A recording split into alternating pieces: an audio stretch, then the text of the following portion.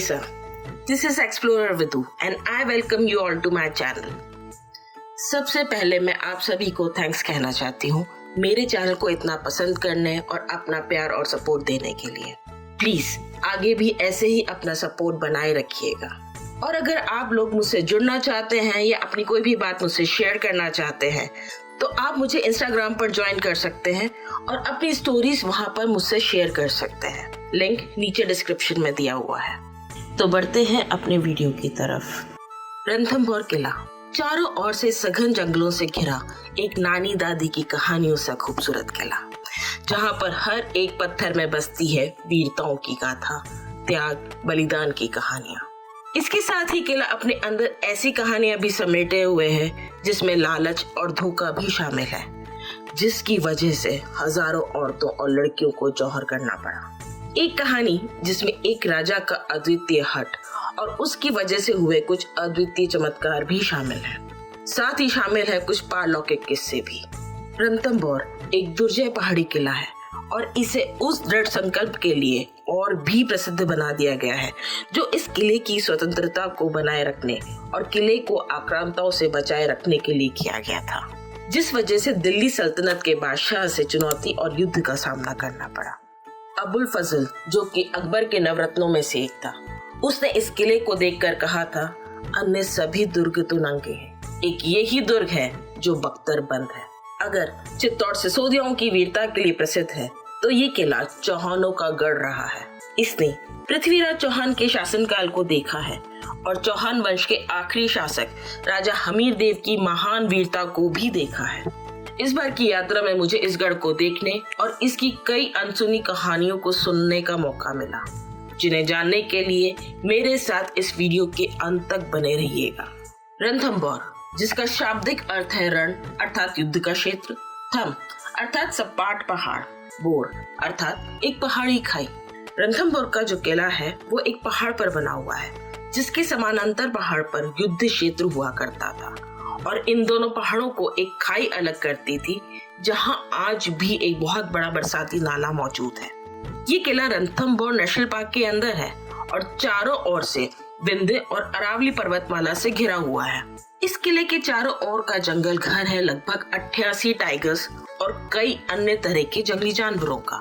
कुछ इतिहासकारों के अनुसार इस किले का निर्माण 944 ईस्वी में चौहान राजा रणथान द्वारा किया गया था और उन्हीं के नाम से इसका नाम रणस्तंभपुरा रखा गया था।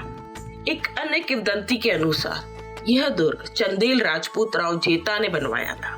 वहीं कुछ इतिहासकार 8वीं शताब्दी के लगभग चंद्रवंशी राजा हस्ती, जिन्होंने हस्तिनापुर बसाया था, के चचेरे भाई माहेश्वर के राजा रंती देव द्वारा रणथंभौर किला बनवाया जाना मानते हैं। पर कुछ अन्य अभिलेखों के अनुसार चौहान राजा जयंत ने 1110 ईस्वी में इस किले का निर्माण किया था। इस किले के निर्माण से जुड़ी एक कहानी ये भी है कि इस किले को बनवाने से पहले इस स्थान पर पद्म ऋषि का आश्रम हुआ करता था। आश्रम के पास ही पद्म सरोवर था। एक बार दो राजपूत राजकुमार जयंत और रणधीर शिकार का पीछा करते हुए इस आश्रम तक पहुंच गए, जहां उन दोनों राजकुमारों को पद्म ऋषि मिले। ऋषि के कहने पर उन दोनों राजकुमारों ने यहाँ पर रणस्तंभपुर नाम से एक किले का निर्माण किया। इसी किले को बाद में रणथंभौर किले के नाम से जाना गया। किले का निर्माण करवाने से पहले गणेश जी की भी प्रतिष्ठा की गई थी। बाद में ये गणेश जी पूरे राजस्थान में प्रसिद्ध हुए और ये पूरा वृत्तांत हमीर रासो नाम की एक किताब में मिलता है। 11वीं शताब्दी के ही कुछ अभिलेखों में इस किले का उल्लेख जैन तीर्थ स्थल के रूप में मिलता है। इस किले का निर्माता चाहे जो भी रहा हो, पर ऐतिहासिक तथ्यों के अनुसार 10वीं शताब्दी में ये किला अस्तित्व में था और 12वीं शताब्दी तक ये किला इतनी प्रसिद्धि पा चुका था कि उस समय के सभी ऐतिहासिक ग्रंथों और अभिलेखों में इस किले का उल्लेख मिलता है। 1192 ईस्वी में लड़े गए तराइन के दूसरे युद्ध में पृथ्वीराज चौहान की भयानक हार के बाद धिरुड़ी साम्राज्य ने इस किले पर कब्जा कर लिया। इस किले ने अनगिनत युद्ध देखे हैं। सबसे पहले 1226 में इल्तुतमिश ने इस किले पर कब्जा किया था, लेकिन उसकी मृत्यु के तुरंत बाद चौहानों ने इसे वापस छीन लिया। आगे के दशकों में ये किला फिरोज खिलजी और अलाउद्दीन खिलजी के हाथों में कई बार आया। 1301 ईस्वी में राजा हमीर देव ने इस किले पर फिर से राजपूती आधिपत्य स्थापित कर लिया, जिनसे एक लंबी घेराबंदी के बाद मुगल शासक अलाउद्दीन खिलजी ने धोखे से एक बार फिर इस किले पर कब्जा कर लिया। मेवाड़ के राजपूतों ने 1361 ईस्वी में किले पर कब्जा किया और करीब 80 साल तक इसे अपने पास रखा। इसके बाद 15वीं शताब्दी के मध्य में ये किला बूंदी के हाड़ा राजपूतों के पास चला गया। फिर गुजरात के सुल्तान बहादुर शाह द्वारा थोड़े समय के लिए कब्जा किए जाने के बाद 1569 ईस्वी में किले पर अकबर ने कब्जा कर लिया। अंत में ये किला जयपुर के कछवाहों के पास चला गया और भारत की आजादी तक वहीं रहा, जब तक कि जयपुर राज्य का राजस्थान राज्य में विलय न हो गया। 70 आक्रांताओं के हमलों के बावजूद इस किले पर कभी विजय नहीं पाई जा सकी। आक्रांताओं ने इस किले को जब भी जीता, छल से ही जीता, तो कभी किले को स्वेच्छा से ही उन्हें सौंप दिया गया। आज रणथंभौर एक महत्वपूर्ण ऐतिहासिक और धार्मिक स्थल बना हुआ है और इसे यूनेस्को की विश्व धरोहर स्थल का दर्जा दिया गया है। मैं अपने 2 दिन के टूर पर रणथंभौर पहुंची थी। पहले दिन तो मैंने टाइगर सफारी का आनंद लिया, जिसके ऊपर मैं एक अलग से वीडियो जल्दी ही पोस्ट करूंगी। अगले दिन सुबह जल्दी उठकर हम निकल गए किले के लिए। किला लगभग 700 मीटर ऊपर पहाड़ी पर स्थित है, जिसके लिए आपको कई सारी सीढ़ियों से होते हुए 5 विशाल दरवाजे पार करने होते हैं। हमारे गाइड ने बताया कि पूरे जंगल में कुल 4 दर्रे और 84 घाट हैं। गाइड ने मुझे किले की सीढ़ियों के सामने चौक पर बनी हुई 4 छोटी मीनारें भी दिखाई। ये एक बहुत पुराना कुआं था, जिसे ऊपर से ढककर उस पर एक चबूतरा और मीनारें बना दी गई थी। इस कुएं के सामने ही था जोगी महल का दरवाजा, जिसके कुछ आगे जाने पर तालाब के किनारे पर एक छोटा सा पर बेहद खूबसूरत जोगी महल बना हुआ है, जो कि अब बंद कर दिया गया है। कभी कभी वीवीआईपीस के आने पर ही उनके रुकने के लिए उसे खोला जाता है। ये महल राजा हमीर देव सिंह जी ने अपने गुरु जोगी बाबा को समर्पित किया था। इसी दरवाजे से नेशनल पार्क का कोर एरिया भी शुरू होता है। अब इतना ज्ञान प्राप्त करके हमने अपने किले की यात्रा को प्रारंभ किया।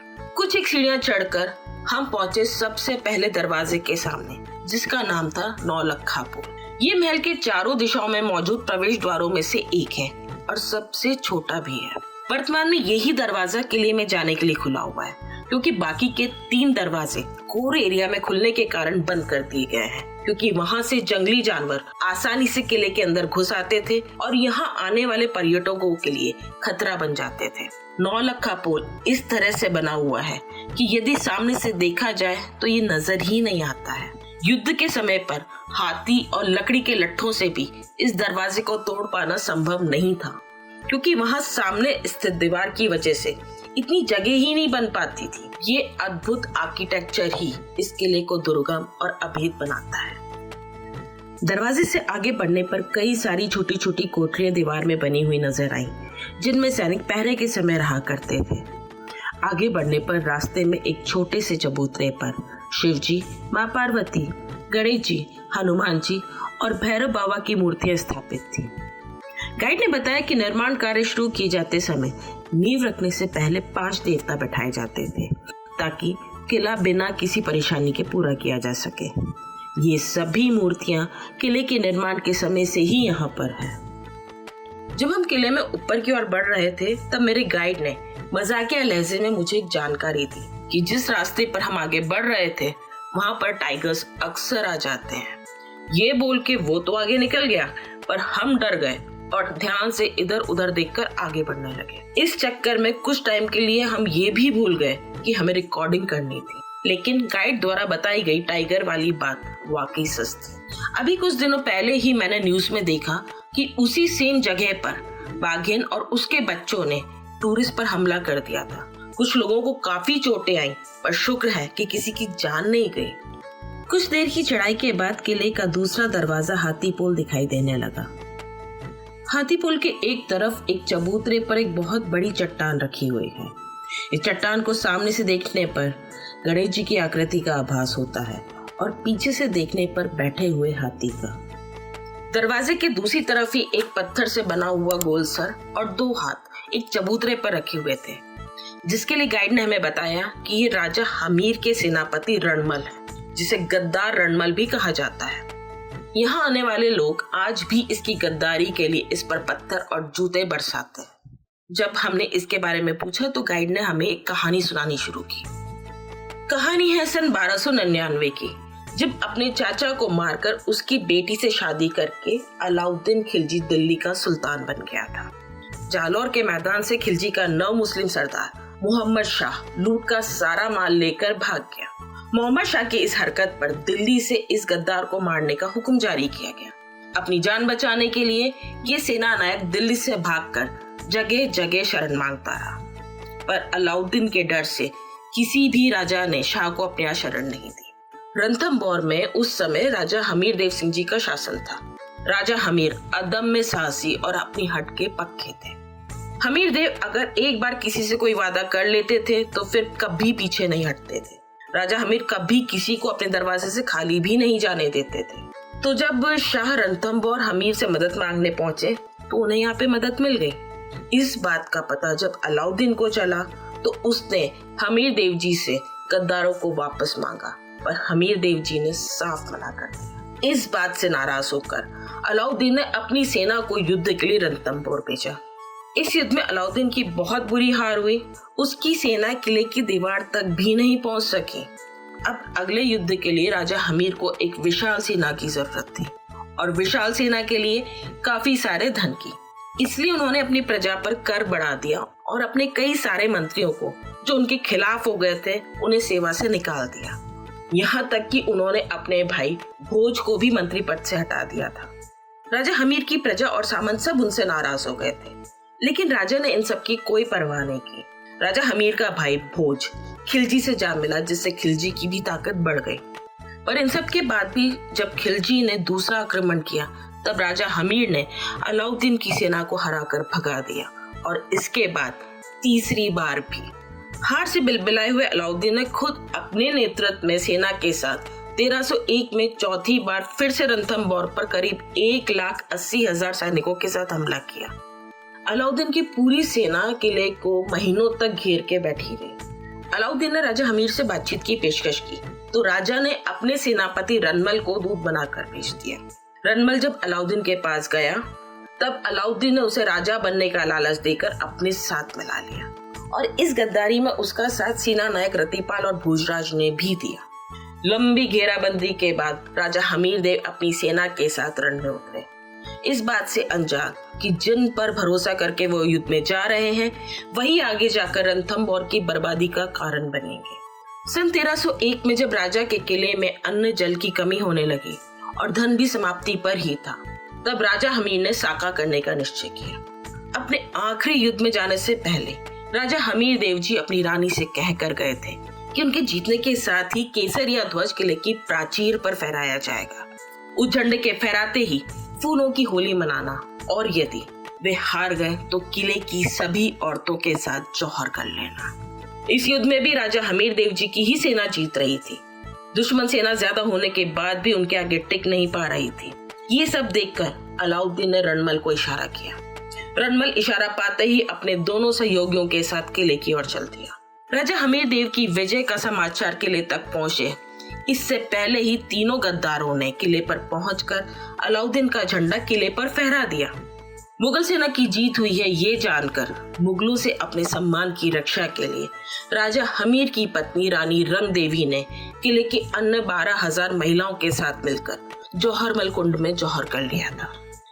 खिलजी की सेना इतनी क्रूर, अमानवीय और घटिया थी कि औरतों की लाशों से भी बदसलूकी करने से परहेज नहीं करती थी। यही कारण था कि रानी और अन्य सभी औरतों ने खुद को जलाकर राख करना बेहतर समझा। उस समय अविवाहित लड़कियां अग्नि जौहर नहीं कर सकती थीं, इसीलिए राजकुमारी देवल सहित अन्य अविवाहित लड़कियों ने खुद पर बड़े बड़े पत्थर बांधकर जौहरमल कुंड से कुछ दूरी पर स्थित पद्म तालाब में छलांग लगा दी थी। ये हिंदुस्तान के इतिहास में हुआ अब तक का पहला जल जौहर था।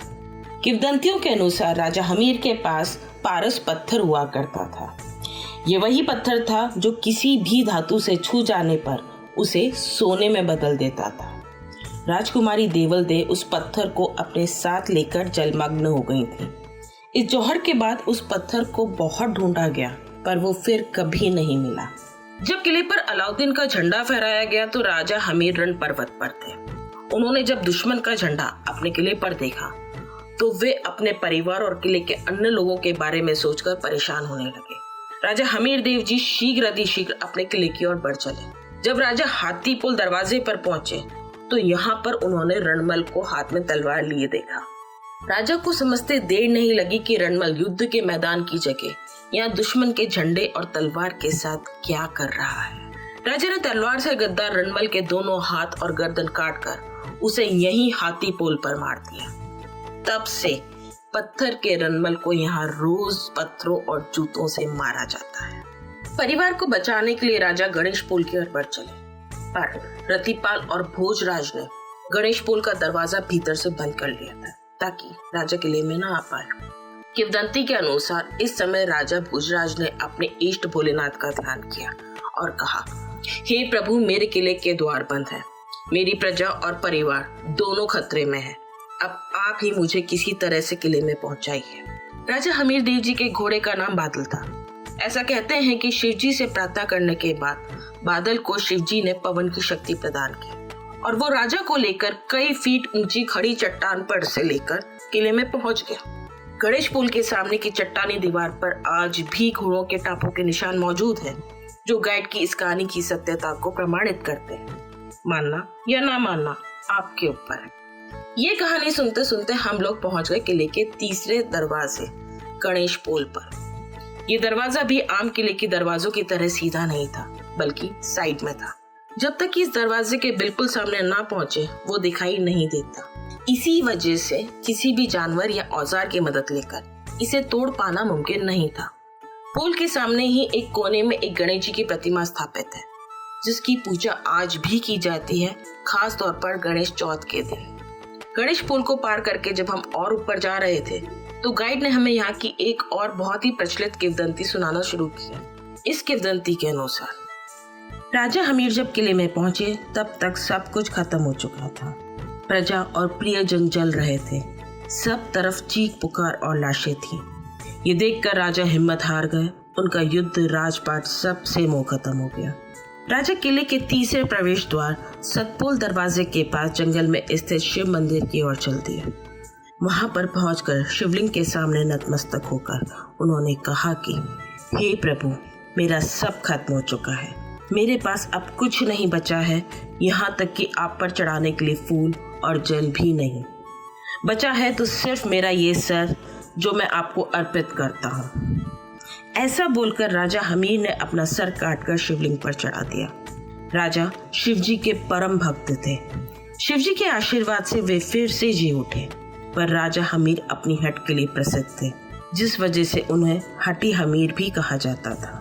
हमीर ने फिर से अपना सर काटकर शिवजी को अर्पित कर दिया। ऐसा कुल 11 बार हुआ। हमीर अपना सर काटकर चढ़ाते और शिवजी की कृपा से वो वापस जुड़ जाता। आखिर में शिवजी ने उन्हें स्वप्न में दर्शन देकर कहा कि उनकी कृपा से हमीर का परिवार और प्रजा फिर से जीवित हो सकते हैं, उन्हें ये सब करने की जरूरत नहीं है।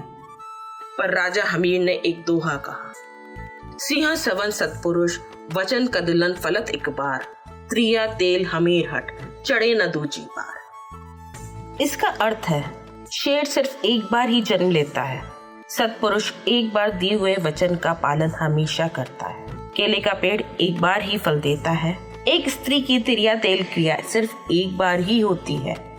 इसी तरह एक बार हमीर का दिया हुआ वचन भी अटल है। जो मैंने दान कर दिया उसे मैं वापस नहीं ले सकता, ना अपनी जान ना अपना शीश।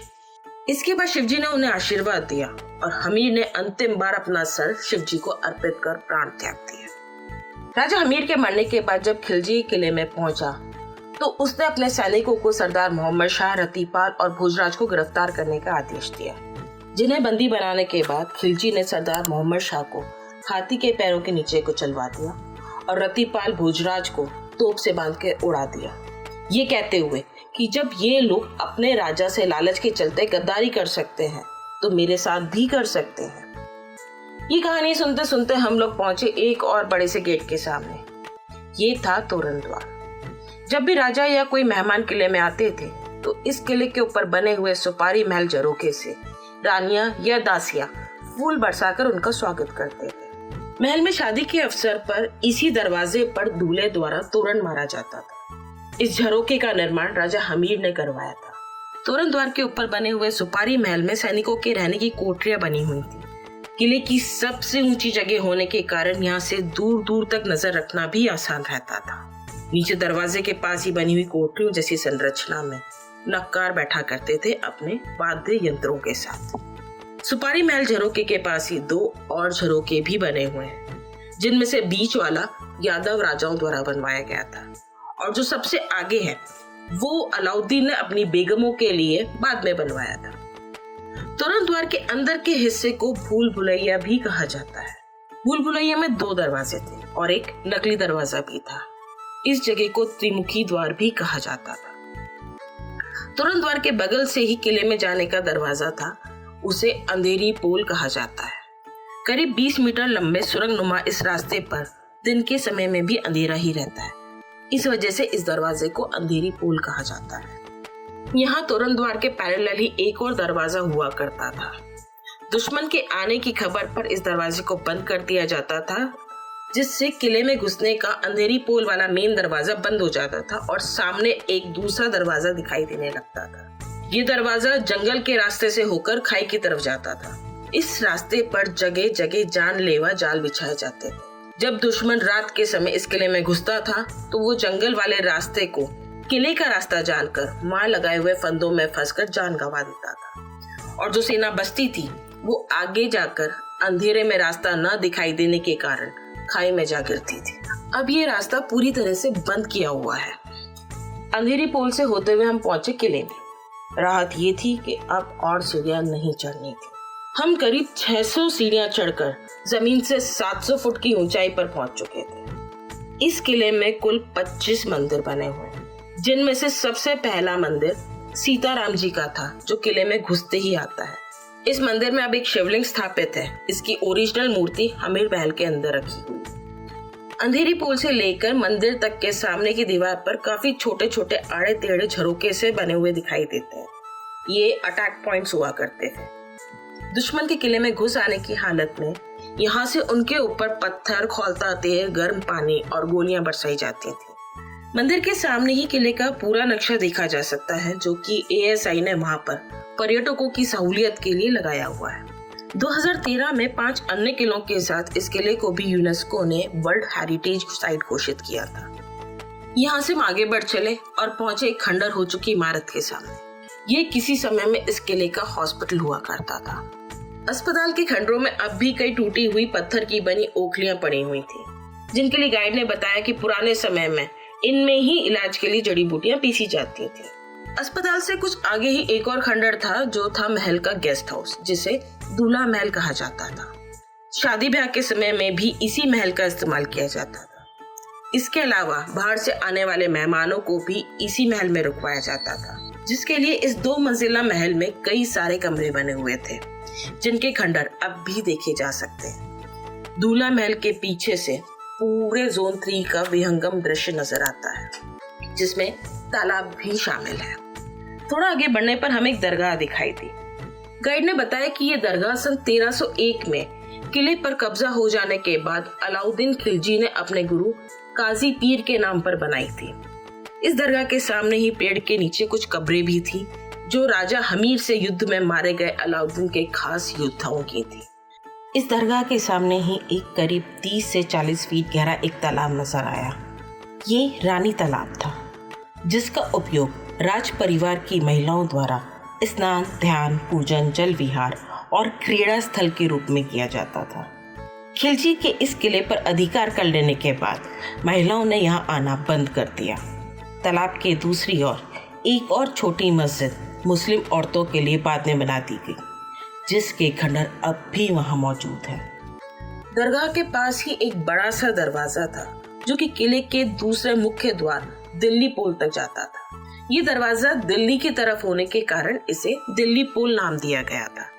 दरगाह के पास वाले दरवाजे से होकर ही कुछ दूरी पर था बादल महल। बादल महल में राजा रास रंग के लिए आया करते थे। किले के मुख्य परकोटे में स्थित बादल महल की छतों के अंदर की ओर कांच का काम किया हुआ था, जो कि समय के साथ अब पूरी तरह से गायब हो चुका है। दीवारों में अलग अलग आकार के ताक बने हुए हैं, जिनमें दीपक रखे जाते थे। दीपक से आने वाली रोशनी छत के शीशों से रिफ्लेक्ट होकर पूरे महल को रोशन करती थी। इस महल के एक भाग में नर्तकियां और संगीतकार रहा करते थे और दूसरे भाग में कुछ सैनिकों और अंगरक्षकों के कमरे थे। महल के खुले हिस्से में एक बड़ा सा बरामदा था जो कि राजा का सभा स्थल हुआ करता था। यहीं पर राजा नृत्य देखा करते थे और इस सभा स्थल के पीछे के कमरे राजा के पर्सनल यूज के लिए होते थे। बादल महल से आगे बढ़ने पर जंगल गहरा और घना होता जाता है। अगर आप लोग आगे दिल्ली गेट तक हमीर कचहरी होते हुए जाना चाहते हैं तो प्लीज अकेले कभी न जाएं। इस घने जंगल वाले एरिया में किसी गाइड या ऐसे व्यक्ति को लेकर जाएं जो उस जगह के बारे में अच्छे से जानता हो, क्योंकि वहां आपको तेंदुए, टाइगर या अन्य जंगली जानवर मिल सकते हैं या फिर आप जंगल में भटक सकते हैं। जंगल में आगे जाने पर आपको झाड़ियों से घिरी एक लाल पत्थरों की बनी मुगल राजपूत शैली की हमीर कचहरी दिखाई देगी। यहाँ राजा हमीर आम अदालत लगाया करते थे। कचहरी के भीतर बने कमरों में जरूरी सभी दस्तावेज रखे जाते थे और वहीं राजा के मुंशी बैठकर हिसाब किताब का काम भी किया करते थे। घने जंगलों के बीच होने के कारण बहुत कम लोग यहाँ तक पहुँच पाते हैं। कुछ दूर जंगल के उबड़ खाबड़ रास्तों पर आगे बढ़ते हुए हम पहुंच गए दिल्ली पोल। दिल्ली पोल के बिल्कुल सामने ही एक बहुत पुराने और विशाल चंपा के पेड़ के नीचे खुले चबूतरे पर हनुमान जी की एक प्रतिमा स्थापित की हुई। दिल्ली पोल देखकर हम वापस लौट आए उसी दरगाह के सामने जहां से हमने सफर शुरू किया था, क्योंकि घने जंगल को देखकर हमें आगे जाने में डर लग रहा था।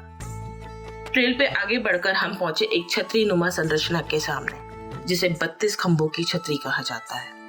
राव हमीर देव ने अपने पिता महाराज जयद्रथ सिंह की मृत्यु के बाद उनके 32 सालों के गौरवपूर्ण शासनकाल की स्मृति में एक खूबसूरत छतरी बनवाई थी, जिसमें 32 खंभे थे। वीर हमीर देव जी को उनके पिता ने अपने जीवित रहते ही शासन सौंप दिया था। छतरी के नीचे बेसमेंट है, जिसमें भगवान शिव का एक सुंदर मंदिर है, जिसे गुप्तेश्वर महादेव के नाम से जाना जाता है। राजा हमीर युद्धों में जाने से पहले या कोई भी महत्वपूर्ण काम करने से पहले यहाँ आकर पूजा किया करते थे। इस छतरी के एक और काफी दूरी पर सूरजपोल दरवाजा दिखाई देता है। ये इस किले का तीसरा प्रवेश द्वार है। सूर्योदय की दिशा में होने के कारण इस द्वार को सूरजपोल कहा जाता है, जो कि किले से 14 किलोमीटर दूर पहाड़ी के दूसरी ओर बने खंडार किले की ओर बना हुआ है। खंडार किले से आने वाली रसद या अनाज इसी दरवाजे से होकर किले में आते थे।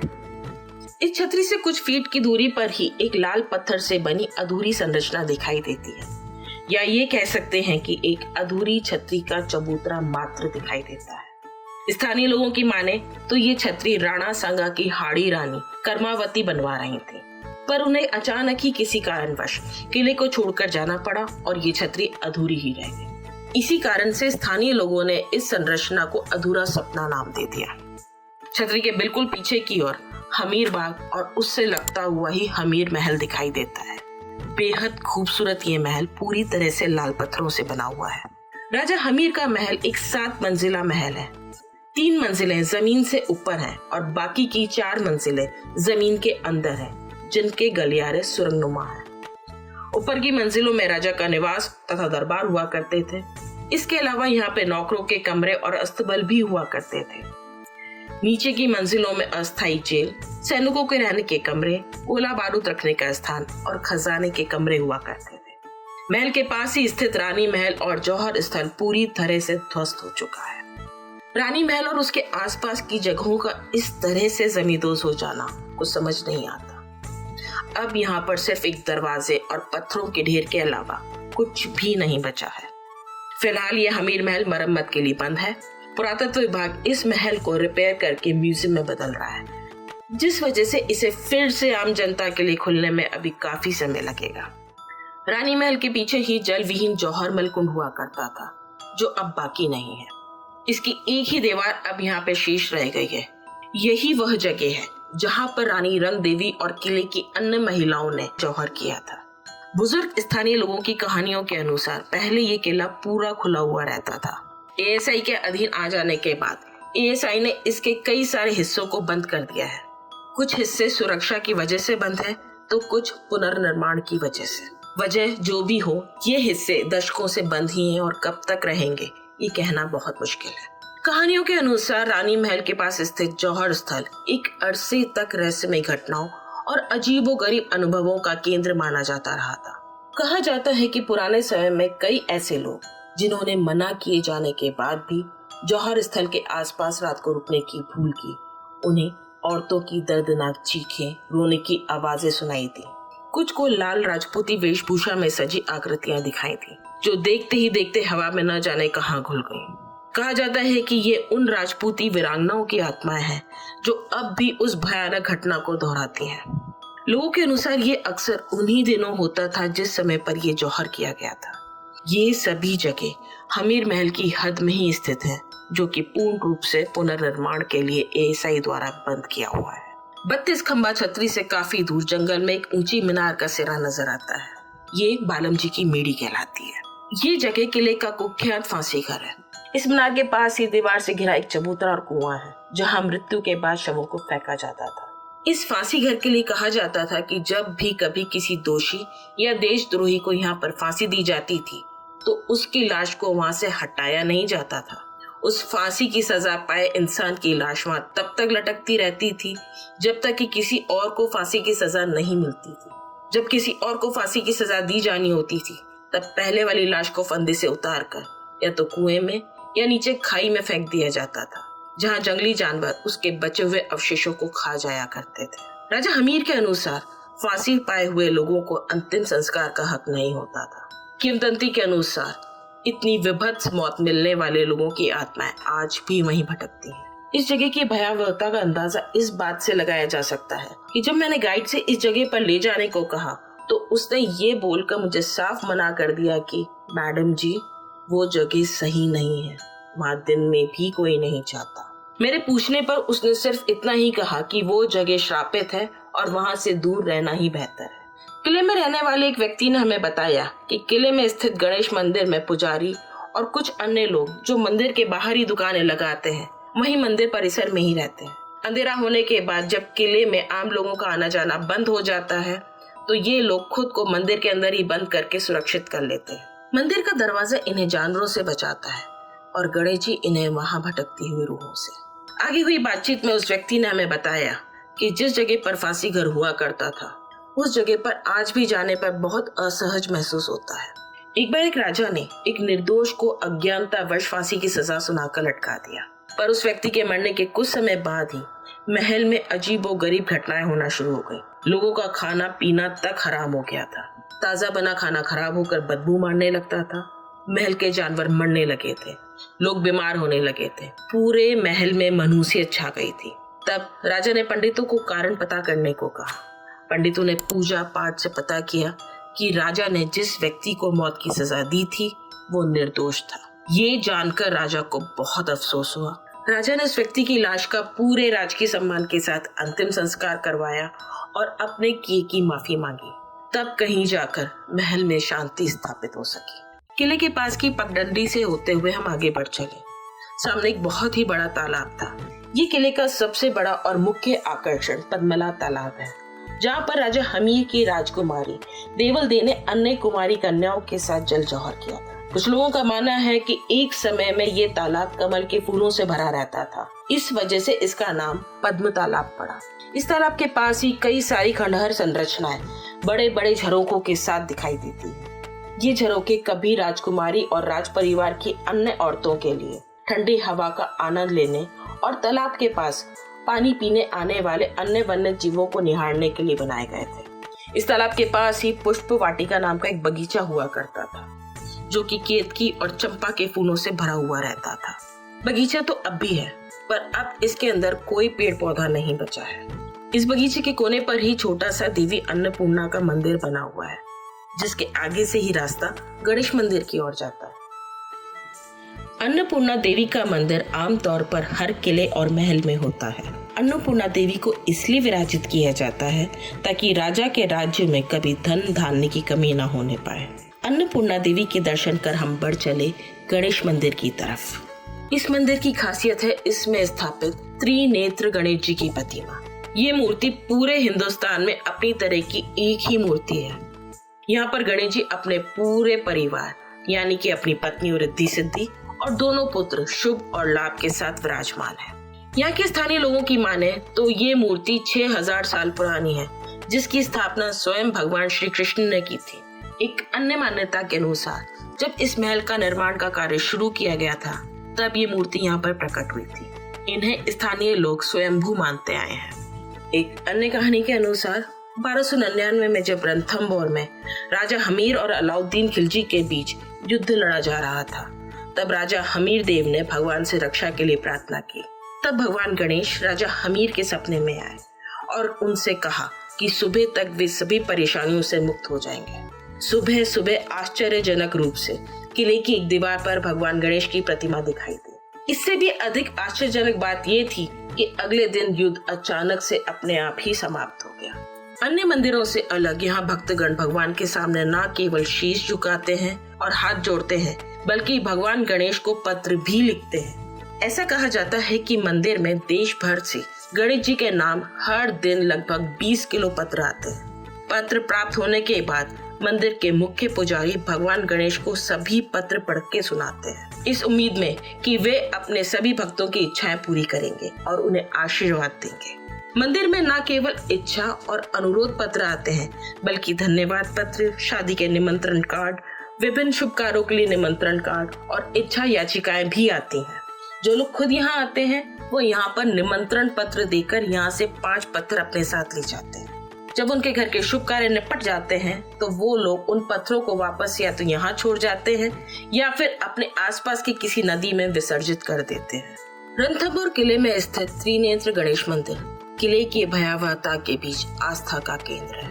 ऐसा माना जाता है कि इस मंदिर की दिव्य शक्ति के कारण ही किले में मौजूद आत्माएं किसी को नुकसान नहीं पहुंचाती। गणेश मंदिर से कुछ दूर ही पीछे की तरफ किले के पश्चिम दिशा में चौथा प्रवेश द्वार सतपोल द्वार बना हुआ है।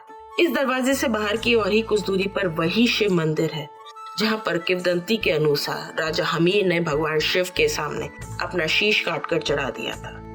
सूरजपोल और सतपोल के बीच के जंगलों में ही कहीं पर विशाल जेल के खंडर दिखाई पड़ते हैं। यहाँ पर टॉर्चर रूम्स भी हुआ करते थे। गणेश मंदिर से करीब 2 किलोमीटर दूर दुर्गम रास्तों के बीच गुप्त गंगा स्थित है। यहाँ तक का रास्ता क्योंकि बेहद खतरनाक जंगली जानवरों से भरा हुआ था और कच्चे रास्तों से होकर पैदल जाना था, तो हम लोग वहाँ तक नहीं गए। दुर्गम जगह होने के कारण ही बहुत ही कम लोग वहाँ तक जा पाते हैं। गुप्त गंगा एक पतली सी सुरंग में स्थित है, जहाँ पर एक छोटे से कुंड में साल भर पानी भरा रहता है। यहाँ पर एक छोटा सा शिवलिंग भी मौजूद है, जिसके पास ही माता पार्वती भी विराजमान। ये गुप्त गंगा किले के निर्माण के समय से ही मौजूद है। इस गुप्त गंगा में पानी कहाँ से आता है, ये अब भी रहस्य ही है। बारिशों के समय में भी इसके पानी के तल पर कोई असर नहीं पड़ता। कहने का मतलब ये है कि ये ना तो कभी सूखता है और ना ही कभी ओवरफ्लो होता है। गुप्त गंगा से कुछ आगे ही किले का विशाल अन्न रखने का गोदाम हुआ करता था, जिसे जोरे बोरे कहा जाता था। इसमें 3 बड़े बड़े कमरे बने हुए हैं। गोदाम की इमारत के एक तरफ से एक रैंप ऊपर छत की तरफ जाता है। गोदाम की छत पर कई बड़े बड़े छेद दिखाई देते हैं। इन छेदों से ही अनाज को इन कमरों में भरा जाता था, जिन्हें बाद में ढक दिया जाता था ताकि कचरा या बारिश का पानी अंदर ना जा सके। गणेश मंदिर से लौटते समय एक कच्चा रास्ता हमें जंगल की तरफ जाता हुआ दिखाई दिया। हमारे गाइड ने बताया कि ये रास्ता काली मंदिर की तरफ जाता है।